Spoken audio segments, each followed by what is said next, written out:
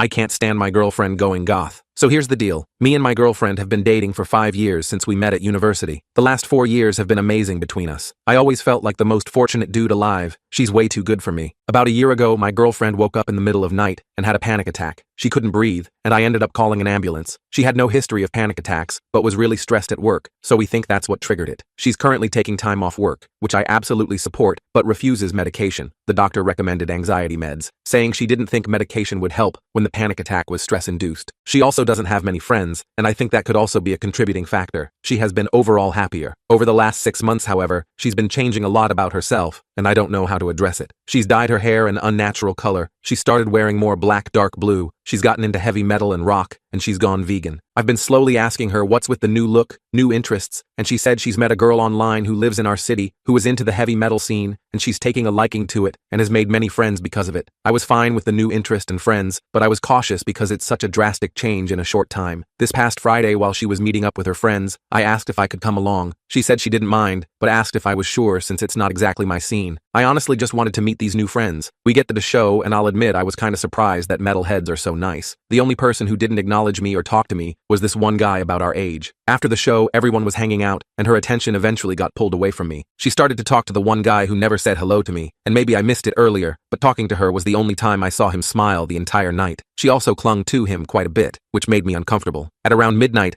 I couldn't find her, and I texted her that it's getting late, and we should go. She texted back she wanted to stay, and if I wanted to leave, she understood. I got angry, but just texted back, fine. She came home at 4 a.m., completely hammered. I was awake, but pretended not to be. Saturday morning, I was very distant with her while she nursed a hangover. She eventually asked if I was mad at her, and I said yes. I said I'm happy that she's not stressed anymore, and meeting friends and finding new interests, but she's a completely different person than she was 6 months ago. She argued she's the exact same person, but I countered that with here off. 6 months ago, would never have told me to go home alone at midnight while she got shot-faced with people she barely knows. She got defensive and we fought. She ended up leaving and saying she was going to stay with a friend for the night. She came home Monday morning and we talked, and I told her I'm worried about her, and she said she's fine. She's finally in a place where she's happy, and I should be happy for her, and if it's such a problem, then we should take a break. I was shocked that she was so willing to just throw away 5 years, and told her as much. She shrugged and said she has to put her happiness first, and I asked when her happiness shifted from building a life with me to partying with random people she met. She rolled her eyes and got up to leave. I told her I don't like who she's turning into, and she called me an axhole and accused me of not wanting her to be happy outside of our relationship. Go to part 2. I stood there watching her grab her purse, my hands shaking. The word stung more than I expected. She'd never called me that before, not once in 5 years. Her hand reached for the doorknob and I moved without thinking, stepping between her and the exit. Wait, please, I said, holding up my hands. Can we just talk about this? She crossed her arms, her newly purple hair falling across her face. The color still shocked me every time I saw it. Last month, it had been her natural brown, the same shade I'd run my fingers through 1,000 times. Now, it was this vibrant violet that caught the light in ways that made her look like a stranger. There's nothing to talk about, Brandon, she said, shifting her weight from foot to foot. You've made it clear how you feel. I noticed the black nail polish was chipped on her thumb where she'd been picking at it. 6 months ago, she would have fixed it immediately. 6 months ago, she wouldn't have worn black nail polish at all. I'm just worried about you, I said, trying to keep my voice steady. This isn't like you. She laughed, but there was no humor in it. Maybe that's the problem. Maybe I'm tired of being like me. Her phone buzzed. She glanced at it and I saw her face soften, a small smile playing at her lips. I knew without asking it was one of them. Probably that Luna girl who'd started all this. I need to go, she said, trying to move past me. To see him? The words came out before I could stop them. She froze. What? That guy from Friday night. The one who wouldn't even look at me but couldn't take his eyes off you. Her face flushed. His name is Damien, and he's just a friend. Friends don't look at each other like that. She pushed past me, yanking the door open. You know what? Maybe they do. Maybe that's what it looks like when someone actually sees you for who you are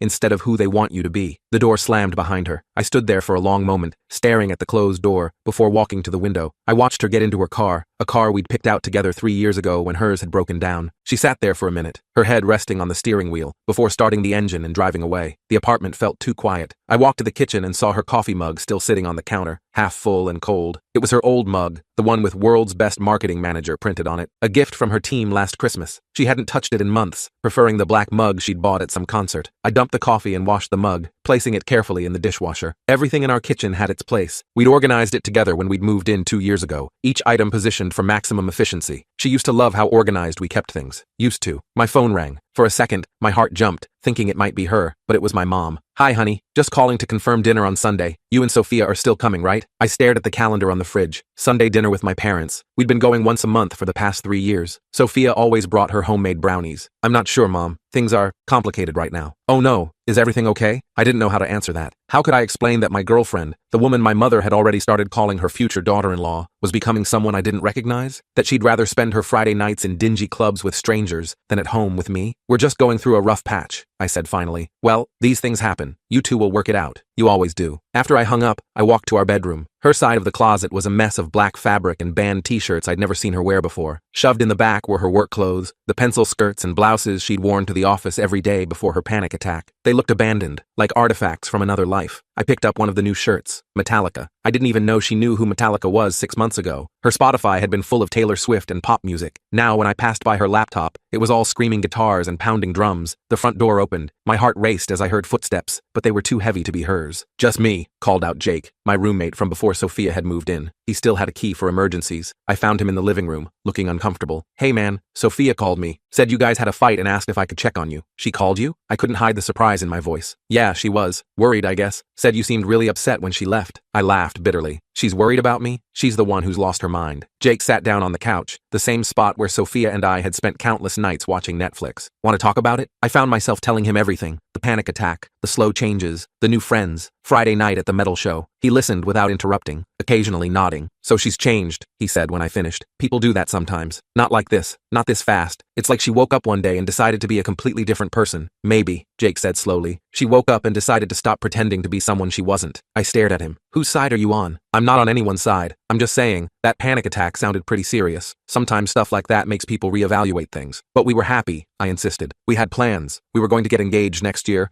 buy a house, start a family. We had it all mapped out. Did she want those things? Or did you? The question hit me like a punch. I thought back to all our conversations about the future. Had she ever brought up marriage? Kids? Or had I always been the one painting that picture while she smiled and nodded? My phone buzzed. A text from Sophia. I'm sorry for calling you that. You're not an a-hole. You're just scared. So am I. I stared at the message, my thumb hovering over the keyboard. What could I say? That I was sorry for not understanding? That I wanted her to come home? That I missed the woman she used to be? Jake stood up. I should go. You going to be okay? I nodded, not trusting my voice. After he left, I sat in the silence of our apartment. Everything around me was exactly as we'd arranged it. The photos on the wall showed 5 years of smiles and adventures, vacations we'd planned months in advance, date nights at our favorite restaurants, holiday parties with coordinating outfits. In every photo, she was smiling. But now, looking closer, I wondered if I'd ever really seen her the way she looked Friday night at that club. The way her whole body moved with the music, like she'd been waiting her whole life to let go. The way she laughed with those people, loud and uninhibited. The way she looked at Damien, like he understood something about her that I never had. I picked up my phone and started typing a response to her text. Deleted it. Typed again. Deleted again. Finally, I settled on, can we talk? In person? She replied almost immediately. Tomorrow. Lunch at our usual place? Our usual place. The cafe where we'd had our first date 5 years ago. Where I'd asked her to move in with me. Where we'd celebrated her promotion to senior marketing manager. The promotion that had led to longer hours and more stress. And eventually to that night when she couldn't breathe. Okay, I texted back. I spent the rest of the day cleaning the apartment, trying to restore some sense of order. I vacuumed around the combat boots she'd left by the door. I organized the stack of vinyl records she'd started collecting, bands I'd never heard of with names like Gojira and Opeth. I even tried listening to one, but the harsh vocals and heavy guitars just gave me a headache. As night fell, I found myself back at the window, watching the street below. Part of me expected to see her car pull up, to hear her key in the lock, to pretend this was all just a bad dream. But the street stayed empty, and the apartment stayed quiet, and I stayed alone with the growing realization that the woman I'd fallen in love with might have been drowning all along, and I'd been too busy planning our future to notice. The next morning arrived too quickly. I barely slept, replaying our conversation over and over. When my alarm went off at 7,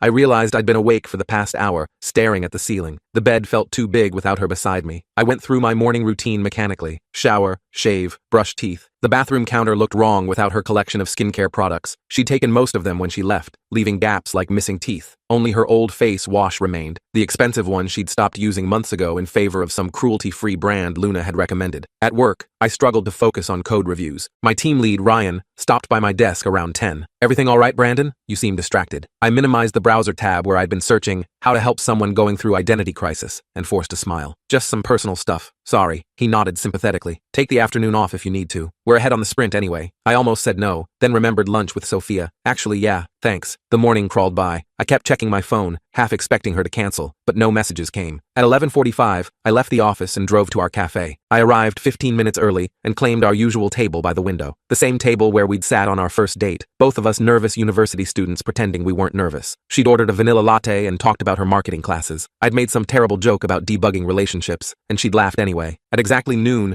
I saw her walking up the street. She was wearing all black again, ripped jeans, an oversized band hoodie, those combat boots. Her purple hair was pulled back in a messy bun. She looked tired, dark circles under her eyes that her makeup couldn't quite hide. She sat down across from me without a word. The waitress, who knew us both by name, approached cautiously. "The usual?" she asked. Sophia shook her head. "Just black coffee, please." Another change. She used to load her coffee with cream and sugar. We sat in silence until the drinks arrived. I watched her wrap her hands around the mug, her black nails stark against the white ceramic. "Thanks for meeting me," I said finally. She nodded, still not making eye contact. "I'm staying with Luna, just so you know." I figured. I paused, searching for the right words. "Sophia, I'm not coming back," she interrupted. "Not to who I was. I can't." The words hit me like physical blows. I leaned back in my chair, trying to process. "I'm not asking you to. I just want to understand." She finally looked at me then, and the pain in her eyes made my chest tight. "Do you? Or do you just want me to explain myself until you can find a way to fix me? That's not fair, isn't it?" She took a sip of coffee, wincing at the bitterness. "You've been trying to fix me since the panic attack, making sure I eat properly, suggesting therapy, planning activities to keep me busy, like I'm some broken machine that just needs the right maintenance." I wanted to argue, but the words stuck in my throat. Hadn't I approached it exactly like that? Like a bug in code that needed debugging? I was trying to help, I said weakly. "I know." Her voice softened slightly. "But I didn't need to be fixed, Brandon. I needed to figure out who I was when I wasn't culling myself trying to be perfect." She told me about the online support group where she'd met Luna, how they'd bonded over their shared experience with anxiety, how Luna had invited her to a show, promising it would help her feel something other than numb. That first night, standing in that crowd, feeling the music in my chest, it was like I could breathe for the first time since the attack, like all the pressure I'd been carrying just lifted. I thought about all the times I'd found her listening to that music with her eyes closed, looking more peaceful than she had in months. And Damien? Her jaw tightened. "What about him? Come on, Sophia. I saw how you two were at the show." She set down her mug harder than necessary. "He gets it, okay? He went through something similar after his divorce. He understands what it's like to wake up one day and realize you've been living someone else's life." The admission hung between us. I felt something cold settle in my stomach. "Are you—" I couldn't finish the question. "No," she said quickly. "Nothing's happened, but—" She trailed off, picking at her nail polish again. "But I'd be lying if I said I didn't feel something. And that terrifies me, Brandon, because I do love you. I just don't know if I love you enough to go back to being who I was." The honesty of it was brutal. I stared at my untouched coffee, trying to formulate a response that wouldn't sound desperate. "What if we tried something new?" I said finally. "What if I came to more shows with you? Met your new friends properly? Maybe we could find some middle ground." She smiled sadly. "You hated every second of that show. You were checking your phone constantly, looking for an excuse to leave. And that's okay. It's not your scene, but it's mine now. I could learn to like it. Could you? Could you really stand there and enjoy music that gives you headaches? Could you hang out with people who stay up until 4 a.m. talking about bands you've never heard of? Could you watch me headbang until my neck hurts and not worry I'm damaging myself?" Each question felt like another nail in the coffin of our relationship, because we both knew the answer. "I just want you to be happy," I said, the words feeling hollow even as I said them. "No," she said gently. "You want me to be happy in ways you understand. There's a difference." My phone buzzed. A text from my mom asking about Sunday dinner. I showed it to Sophia without thinking, then immediately regretted it when I saw her face crumple. "I should go," she said, standing abruptly. "Wait, we haven't figured anything out." "Yes, we have." She pulled her hood up, hiding her purple hair. "We just haven't admitted it yet." I watched her leave, the bell above the cafe door chiming cheerfully as if mocking me. The waitress approached cautiously. "Everything okay, hun?" I nodded, not trusting my voice, and paid for our barely touched coffees. Back at the apartment, I found Jake in the kitchen making a sandwich. "How'd it go?" he asked. I slumped onto a bar stool. "She's not coming back." He paused in his sandwich construction. "To the apartment or to who she was?" "Both." Jake finished making his sandwich in silence, then slid half across to me. I wasn't hungry, but I took a bite anyway. "You know," he said carefully, "when my ex and I broke up, everyone kept saying we'd work it out, that 5 years was too long to throw away, but sometimes staying together just because of time invested is worse than letting go. This is different," I insisted. "She's going through something. She's not thinking clearly. Or maybe she's thinking clearly for the first time in years." I glared at him. "You don't know her like I do." "No, but I knew her before you two got serious. And honestly, this version reminds me more of who she was freshman year than who she's been the last few years." That stopped me cold. I tried to remember Sophia from when we'd first met. She'd been in my computer science elective, the only marketing major in a sea of programmers. She'd worn vintage band tees and argued passionately about music I'd never heard of. When had that changed? When had she traded those shirts for business casual, and her passionate arguments for polite agreement? "She changed for me," I said, the realization hitting like a brick. Jake took another bite of sandwich. "Maybe. Or Or maybe she changed for who she thought she needed to be. Either way, man, you can't compete with her figuring out who she really is. That night, I couldn't stop thinking about what Jake had said. I pulled out my laptop and scrolled through our photos from the past 5 years. There was a progression I'd never noticed before. The gradual shift from her eclectic style to more conservative choices. The way her smile became more controlled, less wild. The slow disappearance of the girl who'd worn a Ramones shirt to our first date. My phone rang. Sophia's mom. "Hi, Brandon. I'm trying to reach Sophia, but she's not answering. Is everything okay?" I hesitated. Sophia had always been close with her parents, but she'd also always been their perfect daughter, the one with the stable job and long-term boyfriend and 5-year plan. "She's staying with a friend for a few days," I said carefully. "We're working through some things." "Oh dear. Is this about her job?" I told her not to take so much time off. Employers don't like that. "It's not about her job, Patricia." "Then what? You two have always been so good together. Whatever it is, I'm sure you can work it out. Maybe she just needs to get back to her routine. Structure is important when you're dealing with anxiety." I thought about Sophia at the metal show, more alive than I'd seen her in years. I don't think routine is what she needs right now. After I hung up, I sat in the dark living room, processing everything. The apartment felt like a museum to our relationship.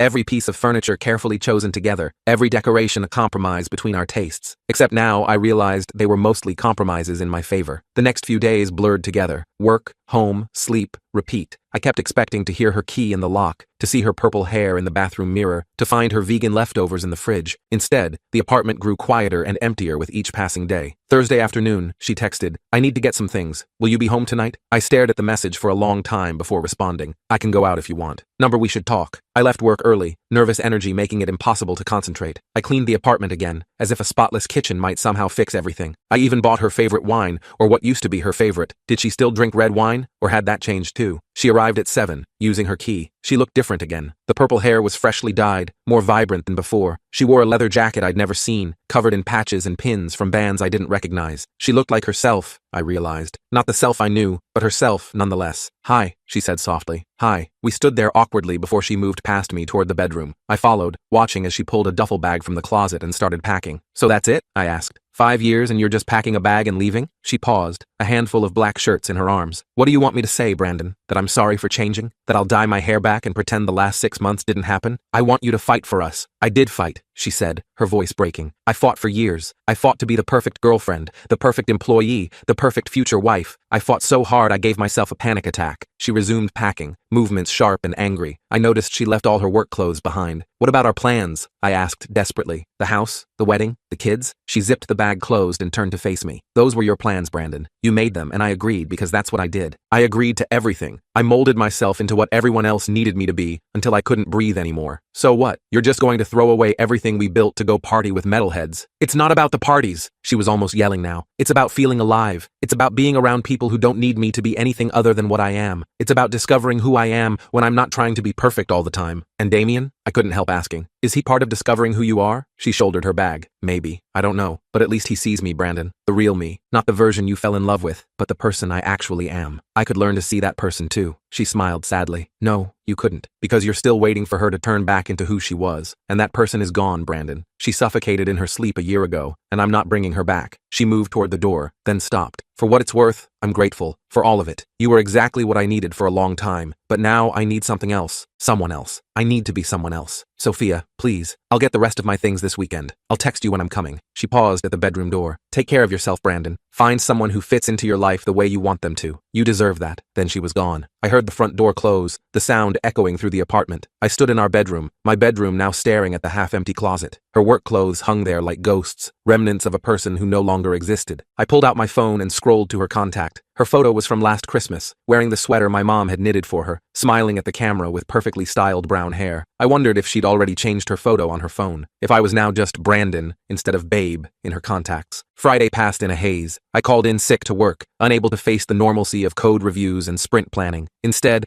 I sat on the couch, laptop open, trying to understand. I researched panic attacks, identity crises, post-traumatic growth. I even found myself on metal music forums, trying to decode the appeal. One post caught my attention. "Metal saved my life after my breakdown. There's something about the intensity that matches what you're feeling inside. It's like screaming without having to make a sound." Was that what Sophia had found? A way to scream? That evening, Jake found me still on the couch, surrounded by empty coffee cups and half-eaten takeout containers. "Dude, you need to shower," he said, wrinkling his nose. "She's not coming back," I said, as if saying it out loud would make it real. "I know." He sat down beside me, moving a pizza box out of the way. "But you're going to be okay, am I? Because right now, it feels like my life just fell apart." "Your life with her fell apart," Jake corrected. Your life is still here. You're still here. I thought about that as I finally dragged myself to the shower. The bathroom still smelled faintly of her shampoo, something fruity and light that she'd used for years. I wondered what scent she used now. Something darker probably, more intense. Saturday morning she texted, coming by around 2 to get more stuff. Luna is driving me. I considered leaving, giving her space to pack without me hovering, but some masochistic part of me needed to see her again, to see if any trace of my Sophia remained. They arrived right on time. Luna was exactly what I'd expected, petite with jet black hair, multiple piercings, wearing a shirt for a band called Architects. She gave me a small nod but didn't speak, following Sophia to the bedroom. I heard them talking quietly as they packed, occasional laughter that made my chest ache. How was she laughing? How was any of this easy for her? They emerged with 2 more bags and a box. Sophia paused in the living room, looking around. I think that's everything, she said quietly. Your mug, I blurted out. The marketing manager one. She glanced toward the kitchen. Keep it. That's not who I am anymore. Luna was already at the door with the bags. Sophia started to follow, then turned back. Brandon, I know you don't understand this, but someday, I hope you realize I'm not doing this to hurt you. I'm doing this to save myself. From what? From me? From disappearing completely. She adjusted the box in her arms. I was fading away, Brandon. Becoming this ghost of a person, just going through the motions. The panic attack wasn't the problem. It was the wake-up call. And I was part of what you needed to wake up from. She didn't deny it. We were both playing roles, the perfect couple with the perfect future. But it wasn't real. Not for me. It was real for me, I said, my voice cracking. I know. That's what makes this so hard. She shifted the box again. But I can't keep pretending to be someone I'm not just because it's real for you. That's not fair to either of us. Luna appeared in the doorway. Soph, you ready? Sophia nodded. Yeah, I'm ready. She gave me one last look, something like goodbye in her eyes, then left. I watched from the window as they loaded her things into Luna's car, a hit-up Honda covered in band stickers. Sophia didn't look back as they drove away. The apartment felt cavernous without her presence. I walked through each room, cataloging what she'd taken and what she'd left. Her books remained on the shelf: business management, self-help, productivity guides, all the tools she'd used to build her perfect life, the life that had suffocated her. Sunday came too quickly. I'd forgotten about dinner with my parents until my mom called. Where are you two? Dinner's getting cold. I sat in my car outside their house, engine running. Mom, Sophia and I broke up. Silence. Then, what? When? Why didn't you tell me? It just happened. This week. I'm sorry, I should have called. Well, come inside. We'll talk about it. I'm sure it's just a misunderstanding. But it wasn't a misunderstanding. As I sat at my parents' dinner table, explaining as best I could while they exchanged worried glances, I realized Sophia had been right. They saw what they wanted to see: the perfect future daughter-in-law, the stable relationship, the grandchildren they'd eventually have. They couldn't see the woman who'd been drowning in their expectations. Maybe she just needs some time, my mom suggested. This whole panic attack business has clearly affected her judgment. Her judgment is fine, Mom. She's just different now. People don't just change overnight, my dad said firmly. She'll come to her senses. But she hadn't changed overnight. She'd been changing for 6 months while I desperately tried to hold on to who she'd been. And before that, she'd been slowly disappearing for years while we all applauded her transformation into the perfect partner. I left early, claiming a headache. The drive home took me past the venue where the metal show had been. On impulse, I pulled over and parked. The building looked different in daylight, less intimidating, more ordinary. Just a converted warehouse with posters plastered on the walls. I thought about Sophia in there, moving to music I couldn't understand, finally feeling like herself. I thought about Damien, who saw something in her that I'd missed. I thought about Luna, who'd offered her a lifeline when she was drowning. My phone buzzed, a text from an unknown number. Hey, this is Luna. Sophia wanted me to tell you she's okay. She also wanted me to say thank you for letting her go. I stared at the message for a long time, letting her go, as if I'd had a choice, as if she hadn't already been gone, leaving piece by piece over the last 6 months, until only the shell remained. I typed back, take care of her. She's taking care of herself now, but I'll be here when she needs me. That night, I finally broke down. 5 years of memories crashed over me like a wave. Our first kiss outside the library, moving in together, arguing over where to put the couch, lazy Sunday mornings in bed, her hand in mine at her graduation, all of it tainted now by the knowledge that she'd been performing a role, playing the part of the person she thought she needed to be. Monday morning came regardless. I dragged myself to work, went through the motions of normalcy. Ryan asked if I was feeling better. I lied and said yes. During lunch, I found myself looking at Sophia's social media. She'd updated her profile picture, purple hair wild around her face, mid-laugh at some concert, looking more alive than any of our carefully posed couple photos. Her bio now read, finding myself, one song at a time. I scrolled through her recent posts, photos with Luna and others I didn't recognize, all black clothes and genuine smiles, a video of a band I'd never heard of, caption reading, "This speaks to my soul," a quote about rebirth through destruction. And then I saw it, a photo from Saturday night. Sophia and Damien at another show, his arm around her shoulders, both of them sweaty and grinning. The caption simply read, "Sometimes the best things come from the worst times." I closed the app, my chest tight. She was already moving on, already becoming someone new with someone new, while I sat in our old life, surrounded by the remnants of who we'd been. That evening, I started packing her things, the books, the work clothes, the little decorative pieces she'd chosen but left behind. Each item felt like an artifact from a past life. I found our photo album tucked behind some books and made the mistake of opening it. 5 years of history looked back at me, but now I saw what I'd missed before. The way her smile became more practiced over time, the way she posed instead of simply being, the slow fade from authentic to performed. Jake found me there, surrounded by boxes and memories. "You okay, man?" "She was drowning," I said, not looking up from a photo of us at her company Christmas party. She looked perfect in her cocktail dress, professional and polished. She looked miserable. She was drowning, and I just kept pushing her deeper. "You didn't know." "I should have. I should have seen it." Jake sat down beside me, picking up a photo from our vacation to Hawaii. Maybe. Or maybe she was so good at pretending that no one could have seen it. Maybe she didn't even see it herself until that panic attack. I thought about that night. The terror in her eyes as she gasped for breath. The way she'd clung to me in the ambulance. Had that been the moment? The moment she realized she couldn't keep pretending? "I loved her," I said quietly. "I know. But I loved who I wanted her to be, not who she was." Jake didn't disagree. We sat there in silence, surrounded by the debris of a relationship built on good intentions and fundamental misunderstandings. The next week passed in a blur of boxes and silence. I'd taken more time off work, telling Ryan I had a family emergency. Not entirely a lie. Sophia was family, or had been. The apartment looked like a storage facility now, her belongings sorted into neat piles, books she'd never read again, clothes that no longer fit who she'd become, kitchen gadgets we'd registered for but rarely used. Wednesday afternoon,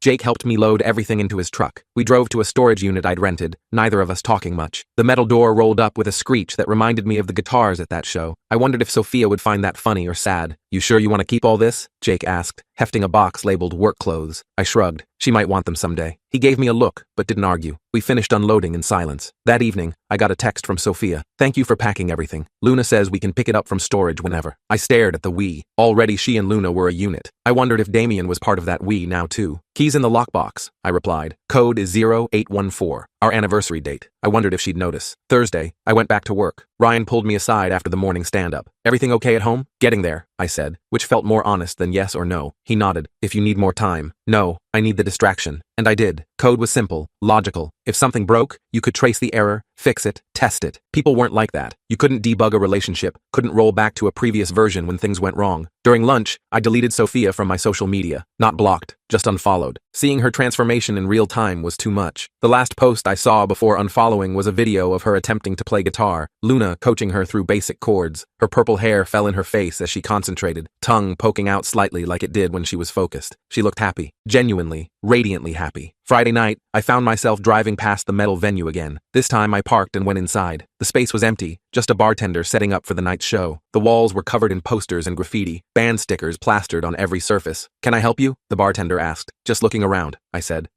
Someone I know comes here a lot." He nodded knowingly. "First timer?" "Something like that." I bought a beer and sat at the bar, trying to understand what Sophia saw in this place. The bartender, a guy named Kyle with full-sleeve tattoos, was chatty. "You don't look like our usual crowd," he said, not unkindly. "Yeah, I'm more of a jazz guy." He laughed. "Hey, music is music. Though I gotta say, there's something about metal that just hits different, especially when you're going through stuff." "Like what?" Kyle shrugged, wiping down glasses. "Divorce, death, mental health stuff. The music matches what you're feeling inside, you know? All that rage and pain and confusion. It's like therapy, but louder." I thought about Sophia's panic attack, the way she'd clawed at her chest, trying to breathe. Maybe she'd needed something loud enough to drown out whatever was screaming inside her. "You know a girl named Sophia?" I asked. "Purple hair, comes here with Luna?" His face lit up. "Oh yeah, Soph. She's cool, new to the scene but really embracing it. Her and Damien have been coming to all the shows lately." The casual mention of them together made my stomach turn. I finished my beer and left before the crowd started arriving. I didn't want to risk seeing them together. Saturday morning, my mom called again. "I ran into Patricia at the grocery store," she said without preamble. "She says Sophia won't return her calls. She's going through something, Mom. Patricia is worried sick. She says this isn't like her at all." I almost laughed. Of course it wasn't like her. That was the whole point. "Maybe Sophia needs space from everyone's expectations," I said. "Don't be ridiculous. She needs support, not space. Patricia is thinking of driving down to talk sense into her." "Mom, no. Tell Patricia to leave her alone." "But, she's an adult. She gets to choose who she talks to." My mom huffed, but eventually agreed to pass along the message. After we hung up, I texted Sophia a warning about her mom. She replied with just, "Thanks for the heads up." That afternoon, I started redecorating. Nothing major, just moving furniture around, taking down some photos, reclaiming space that had been ours to be just mine. I moved my gaming setup from the corner to the main wall, hung some of my old movie posters she'd always thought were too juvenile for the living room. Small changes, but they made the apartment feel less like a museum. Jake came over that evening with Chinese takeout and beer. "Place looks different," he said, approving. Figured it was time. We ate in comfortable silence, watching some mindless action movie. During a commercial break, Jake mentioned casually, "Saw them at the grocery store today. Sophia and that Damien guy." My chopsticks paused halfway to my mouth. "Yeah, they were in the produce section, arguing about whether to get organic or regular broccoli." She was laughing at something he said. I forced myself to take the bite, chew, swallow. Good for her. Jake studied me. "You sure you're okay?" "No," I admitted, "but I will be." Sunday, I skipped dinner with my parents, claiming I had to work late. Instead, I went to the gym for the first time in months. Sophia had always been the fitness one, dragging me to yoga classes and morning runs. I preferred the weight room, the simple repetition of lifting heavy things and putting them down. Between sets, I thought about what Jake had said about seeing them together. Grocery shopping. Such a mundane couple activity. Were they a couple now? Had she moved on that fast? Or was I the one who'd been left behind long before I realized it? Monday brought a new sprint at work, a complex problem that required all my focus. I threw myself into it, staying late, coming in early. My teammates started joking about my sudden productivity. "Trying to make us all look bad?" Ryan teased. "Just focused," I said. Tuesday evening, I was deep in code when my phone rang. Sophia's ringtone. I'd forgotten to change it, still the song from that movie we'd seen on our second date. "Hello? Brandon?" Her voice sounded small, uncertain. "I'm sorry to call, I